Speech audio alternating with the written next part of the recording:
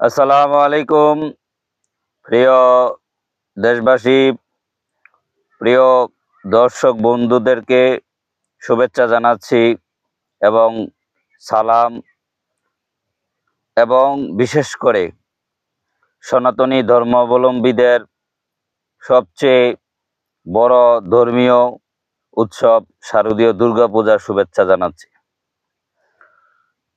প্রিয় বন্ধুগণ, দেশ এবং দেশের বাহিরে থেকে প্রতিনিয়ত যারা আমার ফেসবুক ভেরিফাই আইডি এবং আমার ইউটিউব চ্যানেল মুজিববার টিভির মধ্যে আমার ভিডিওগুলো লাইক কমেন্ট শেয়ার করে আমার পাশে আছেন, আমি সকলকে আন্তরিক ধন্যবাদ এবং কৃতজ্ঞতা জানাচ্ছি। প্রিয় বন্ধুগণ, আজকের যে আলোচনার বিষয়, যে হেডলাইনটি আমি নির্ধারণ করেছি, ইতিমধ্যে আপনারা দেখতে পেয়েছেন কি বিষয়টা আসলে আলোচনা করতে যাচ্ছি। তো আমি দর্শকদের স্বার্থে আমি আবারও বলতে চাই যে ভালো মন্দের বাজারে একটু ক্ষমতার পালাবদল কি শেখ হাসিনার জন্য প্রয়োজন ছিল? প্রশ্নবোধক চিহ্ন দিয়েছি। আমি বলবো, আমার অপিনিয়ন যদি বলি তাহলে আমি বলবো হ্যাঁ, প্রয়োজন ছিল। তার কারণ হচ্ছে কেন প্রয়োজন ছিল। দেখেন, একটি পপুলার কিন্তু একটি সর্বজন স্বীকৃত একটি প্রবাদ বাক্য বলেন, একটি গানের কলি বলেন যে মইরা গেলে কদর বাইরা যায়। তো ২০০৮ সাল থেকে একটানা ২০২৪ সাল পর্যন্ত বঙ্গবন্ধু তনয়া জননেত্রী শেখ হাসিনা যখন একাধারে ক্ষমতার মধ্যে ছিলেন, তখন মানুষ মনে করেছে যে বিশেষ করে যাদের জন্ম ২০০০ বা তার পরে বা তার একটু সামান্য আগ মুহূর্তে, যারা বরঞ্চ বিশেষ করে আপনার বুঝ হওয়ার পরেই শুধু ক্ষমতাতে শেখ হাসিনাকে বা আওয়ামী লীগ সরকারকে দেখেছেন, সে বন্ধুদেরকে উদ্দেশ্যে করেই বলছি, আপনারা মনে করেছেন যে আওয়ামী লীগ এক নাগারে ক্ষমতায় আছে, আওয়ামী লীগ যখন ক্ষমতাতে আছে তখন ভালো করেছে, মন্দ করেছে, মানুষ ভুলের ঊর্ধ্বে নেই, ক্ষমতার ঊর্ধ্বে নেই। তো আপনাদের কাছে শুধু আওয়ামী লীগের নেগেটিভ দিকগুলোই আপনাদের বিবেকে, মেধায়, মননে কিন্তু সব সময় কিন্তু প্রশ্নের সম্মুখীন করেছে, বা আপনাদেরকে যারা আওয়ামী এন্টি, তাদের যে আই ওয়াশ, তাদের যে ব্রেইন ওয়াশটা আপনাদেরকে ঘিরে ফেলেছে। তো কারণ আপনারা তো আর বিকল্প অন্য কোনো গভর্নমেন্ট, অন্য কোনো গণতান্ত্রিক, অন্য কোনো পলিটিক্যাল সরকার বা অরাজনৈতিক, আপনার অগণতান্ত্রিক, আপনার অরাজনৈতিক কোনো সরকার ক্ষমতাতে বসেছে, এটা যারা আপনারা দেখেন নাই, যাদের রাষ্ট্র ক্ষমতা, যাদের রাষ্ট্র পরিচালনা আপনারা দেখেন নাই, তাদের কাছে, এই শ্রেণীর কাছে মনে হয়েছে যে আওয়ামী লীগ শুধু একাই ক্ষমতা বুক দখল করছে, আওয়ামী লীগ এন করেঙ্গা তেন করেঙ্গা। কিন্তু ভাই, আওয়ামী লীগ কি করছে এই জাতির জন্য? আওয়ামী লীগ এই জাতির কল্যাণে, জননেত্রী শেখ হাসিনা এই জাতির কল্যাণে, এই যা দেশের উন্নয়নের জন্য জননেত্রী শেখ হাসিনা তার পিতার মতন, জাতির জনক বঙ্গবন্ধু শেখ মুজিবুর রহমানের মতন যে নিজেকে উৎসর্গ করে, উনি যে কোনো পরাশক্তির কাছে আত্মসমর্পণ করে না, নিজের দেশকে বিক্রি করে দিয়ে নিজের ক্ষমতার গদিকে টিকিয়ে রাখার জন্য চক্রান্তে লিপ্ত হয় না, সেটা কিন্তু উনি বারংবার প্রমাণ করেছে। উনি প্রায় সময় বলতো, আমি যদি ওই আটলান্টিক মহাসাগরের ওই পারের কোনো সাদা চামড়ার দেশের বা একটি নির্দিষ্ট দেশকে যদি আমি সামরিক বেস করতে দেই, ঘাঁটি দেই, তাহলে কিন্তু আমি মৃত্যুর আগ পর্যন্ত ক্ষমতায় থাকতে পারবো, কোনো সমস্যা হবে না।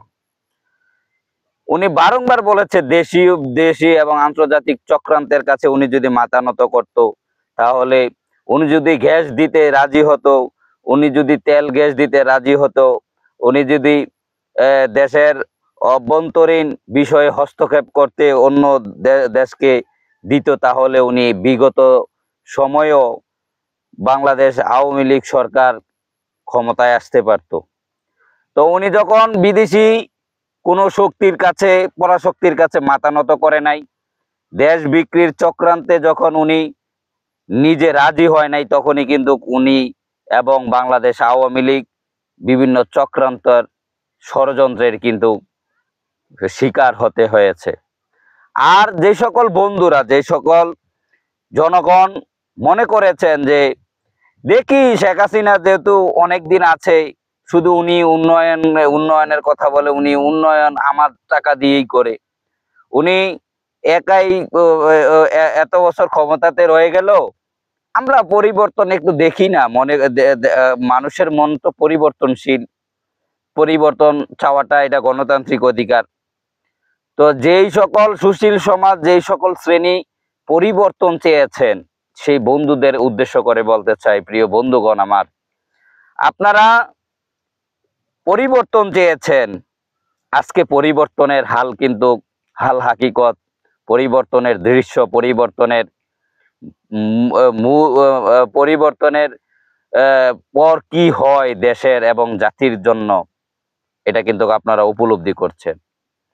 আপনাদের মনের আশা পূরণ হয়েছে, পরিবর্তন ঘটিয়েছেন, আপনারা পরিবর্তন চেয়েছেন, তাই পরিবর্তন হয়েছে।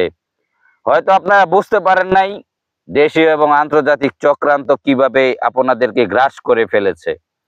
সেই চক্রান্তে পা দিয়ে আপনারা একটি গণতান্ত্রিক সরকার, একটি উন্নয়নশীল সরকার, মুক্তিযুদ্ধের সপক্ষের সরকার, দেশ মাতৃকার রক্ষার্থে যেই সরকার, যেই গভর্নমেন্ট, যেই নেত্রী আপোষহীন, সেই নেত্রীকে চক্রান্তের মাধ্যমে, সেই সরকারকে চক্রান্তের মাধ্যমে উৎখাত করার জন্য আপনারা যেই সুযোগ তৈরি করে দিয়েছেন, তার খেসারত, তার ফলশ্রুতিতে, তার ফল হিসেবে আজকে একটি বছর কি পেয়েছেন, সেটি প্রশ্ন কিন্তু আপনাদের বিবেকের আদালতে ছেড়ে দিলাম। আমার মনে হচ্ছে জননেত্রী শেখ হাসিনার জন্য, বাংলাদেশ আওয়ামী লীগের জন্য এই পরিবর্তনটি খুব প্রয়োজন ছিল। এটা আমি ব্যক্তিগতভাবে জননেত্রী শেখ হাসিনার একজন ক্ষুদ্র কর্মী হিসাবে, আমি বাংলাদেশ ছাত্রলীগ কুমিল্লা দক্ষিণ জেলা শাখার একজন, বুড়িচং উপজেলার শাখার একজন কর্মী হিসাবে, আমি বঙ্গবন্ধুর আদর্শের একজন সৈনিক হিসাবে আমি ফিল করি, অনুধাবন করি, অনুভব করি যেই 5ই অগস্ট যে চক্রান্তটি হয়েছে, চক্রান্তর মধ্য দিয়ে শেখ হাসিনাকে, বাংলাদেশ আওয়ামী লীগ সরকারকে যে ক্ষমতার থেকে উৎখাত করেছে, সে উৎখাত করে দিয়ে আমাদের উপকার করে দিয়েছেন। জননেত্রী শেখ হাসিনার উপকার করেছেন। আপনাদেরকে যদি পেতাম, তাহলে বুকে জড়িয়ে নিতাম, প্রিয় বন্ধুগণ। কারণ আপনাদের চক্রান্ত, আপনাদের ষড়যন্ত্র আজকে দেশকে পাকিস্তান বানিয়ে দিচ্ছেন। আপনাদের চক্রান্ত, আপনাদের ষড়যন্ত্রের কারণে আজকে বাংলাদেশ আমেরিকার একটি সামরিক বেস, সামরিক ঘাঁটিতে পরিণত হয়েছে। আপনাদের চক্রান্ত ষড়যন্ত্রের ফল হিসেবে আজকে দেশের স্বাধীনতার সার্বভৌমত্ব, মুক্তিযুদ্ধের ইতিহাস আজকে ধ্বংসযজ্ঞে পরিণত হয়েছে। আজকে বিশ্বের মানচিত্রে বাংলাদেশটি থাকবে কিনা, আমার সোনার বাংলা আমি তোমায় ভালোবাসি, এই সঙ্গীতটা, এই জাতীয় সঙ্গীতটা আমরা গাইতে পারবো কিনা, আমরা বিশ্বের দরবারে মাথা উঁচু করে বলতে পারবো কিনা যে আমরা 30 লক্ষ শহীদ, 2 লক্ষ মা বোনের ইজ্জতের বিনিময় আমরা একটি স্বাধীন সার্বভৌমত্ব দেশ পেয়েছি। আমরা লাল সবুজের পতাকা বহন করি, আমাদের পতাকা হচ্ছে লাল সবুজের পতাকা, আমাদের জাতীয় সঙ্গীত হচ্ছে আমার সোনার বাংলা আমি তোমায় ভালোবাসি। আমার দেশটি ধর্ম বর্ণ নির্বিশেষে, ধর্মীয় আদর্শের ঊর্ধ্বে গিয়ে, আপনার জাতি ভেদাভেদের ঊর্ধ্বে গিয়ে সকল দল মত জাতি ধর্ম বর্ণ নির্বিশেষে একটি ভাষার কে কেন্দ্র করে, একটি সংস্কৃতিকে কেন্দ্র করে স্বাধীন হয়েছে, স্বাধীনতা অর্জন করেছি।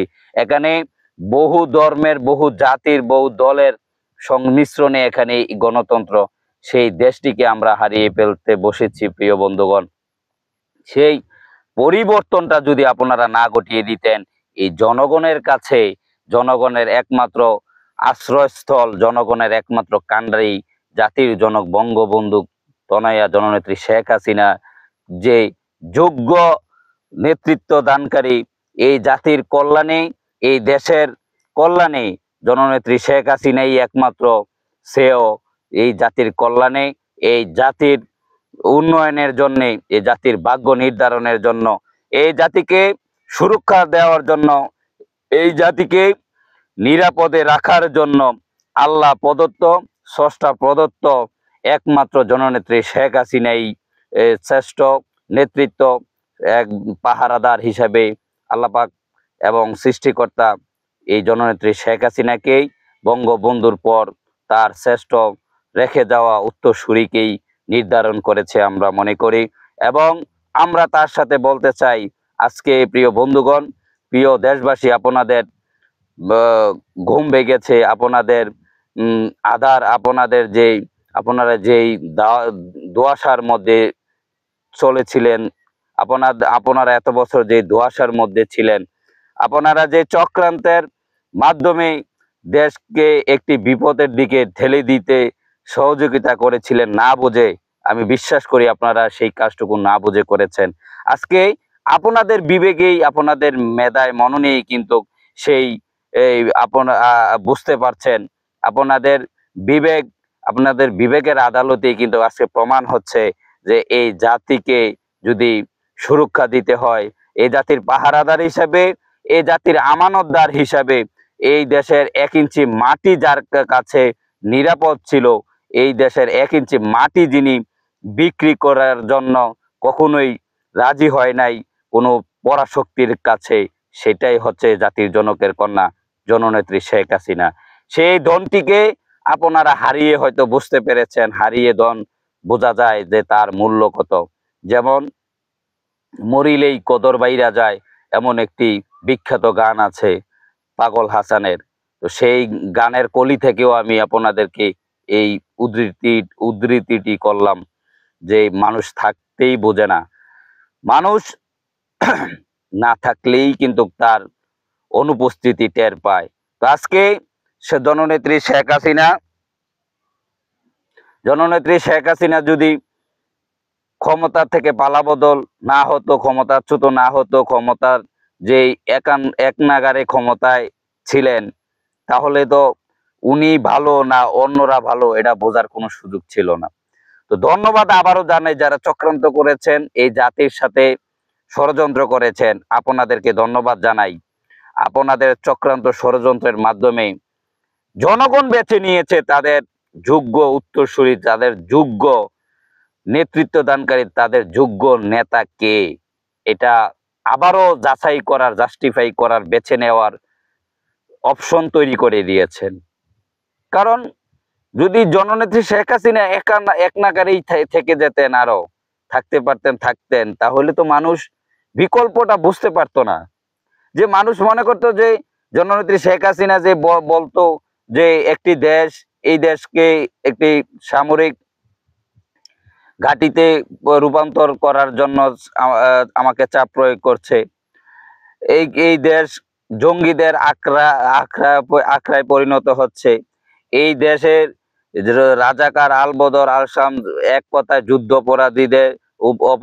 যুদ্ধপরাধী এবং তাদের মদতপুষ্ট যেই সংগঠনগুলো আছে, পাকিস্তানিদের যেই মদতপুষ্ট, বাংলাদেশে এখনো যে পাকিস্তানি মতাদর্শী যেই শ্রেণীর লোকজন আছে, তাদের উত্তরসূরিরা, পাকিস্তানের উত্তরসূরিরা, 71-এর পরাজিত শক্তি, তারা কিন্তু প্রতিনিয়ত বাংলাদেশের স্বাধীনতাকে কোনোভাবে মেনে নিতে পারছে না।